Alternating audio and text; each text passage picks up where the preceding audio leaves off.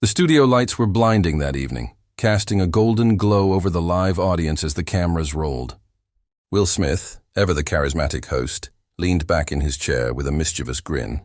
Across from him sat John Kennedy, a quiet, humble man best known not for fame or fortune, but for his courage and compassion as a community teacher.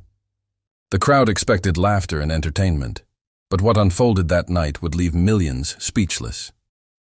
Will had planned a little fun, a light-hearted jab meant to tease John about his modest life and plain clothes. But beneath the surface, John carried a story of unimaginable pain, triumph, and grace, one that no one in that studio was prepared to hear. As the interview began, Will's tone was charming but sharp, his words dripping with playful sarcasm. "So John," he said with a smirk, "you drive that old pickup truck to work every day, huh? Doesn't it feel weird teaching kids about success when you don't seem very successful yourself?" The audience chuckled awkwardly, unsure if they should laugh or cringe. John smiled softly, not out of embarrassment, but with the calm of someone who had walked through storms and learned not to flinch at thunder. Will pressed on, sensing the unease. "Come on, man, you ever thought of upgrading your life a little? Maybe buy something flashy? Show those kids what success looks like?" It was meant as a joke, but it landed heavy, and John's quiet eyes suddenly seemed to hold 1,000 unspoken truths. The air thickened with tension as John paused before responding. The silence stretched long enough for even Will to shift in his seat.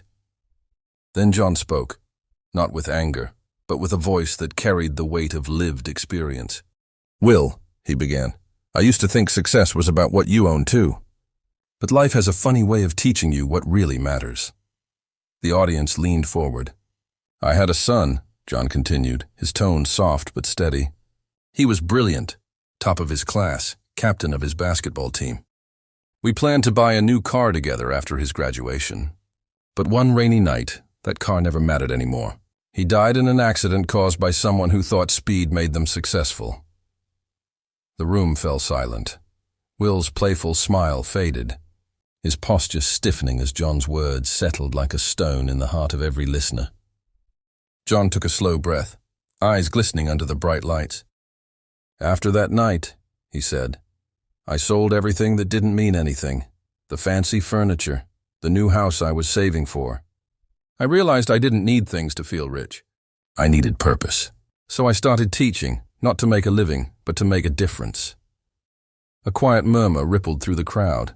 Even the camera crew seemed frozen, captivated by the sincerity in John's voice. He wasn't trying to impress anyone. He was simply telling the truth, and that truth was more powerful than any showmanship. Will, known for his quick wit and easy charm, was visibly shaken. His voice cracked slightly as he tried to recover the flow of the show. I didn't know that, John," he said quietly. But John only smiled and nodded. "You couldn't have known," he replied gently. "And that's okay. We all measure life differently until it teaches us otherwise." The audience erupted in soft applause, the kind that comes not from entertainment but from deep respect. The camera zoomed in on John's face. No anger, no pride, just peace. Will looked down, clearly moved, his earlier humor replaced with genuine humility. For the first time that night, he wasn't the star. The moment stretched into something timeless, a shared understanding that no script could have created. John went on to talk about the kids he taught, how many of them came from broken homes, how he used his pain to remind them that they were more than their circumstances. "They don't need someone rich telling them what success is," he said. "They need someone real showing them that hope still exists." Tears shimmered in several eyes across the studio, including Will's. The laughter that had filled the room earlier had transformed into a sacred silence, the kind that only truth can create. When the show ended, the audience rose to their feet in a standing ovation, but John didn't bask in it. He simply bowed his head and whispered, "Thank you." Will stood up too, and in a gesture no one expected, he walked over and hugged John tightly. It wasn't a performative moment. It was real, raw, and human. The cameras caught the tear rolling down Will's cheek as he whispered something into John's ear that only they would hear. Later, producers said Will refused to cut that segment, insisting it air in full. He said, "People need to see what real strength looks like." The clip went viral within hours.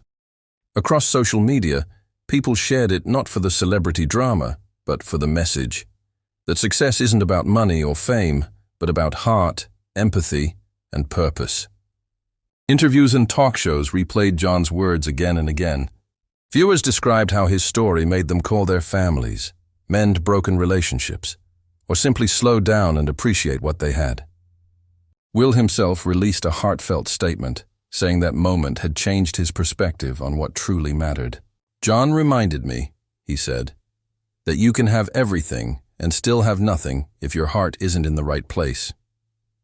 Months later, John continued teaching in the same small school, driving that same old truck. But something had changed, not in him, but in the world around him. Donations poured into his school, scholarships were created in his son's memory, and letters from strangers thanked him for helping them heal. Will visited the school quietly one day, without cameras, bringing supplies and a note that simply read, "Thank you for teaching me too." John smiled when he read it, knowing that even the loudest voices in the world sometimes just need a little truth to remind them of their humanity. The story of Will Smith and John Kennedy became more than a viral moment. It became a modern parable, a reminder that everyone, no matter how famous or ordinary, fights unseen battles. That humility speaks louder than pride, and kindness leaves a mark fame never could. In a world obsessed with appearance, one quiet man's words had stripped away the noise and revealed what truly mattered.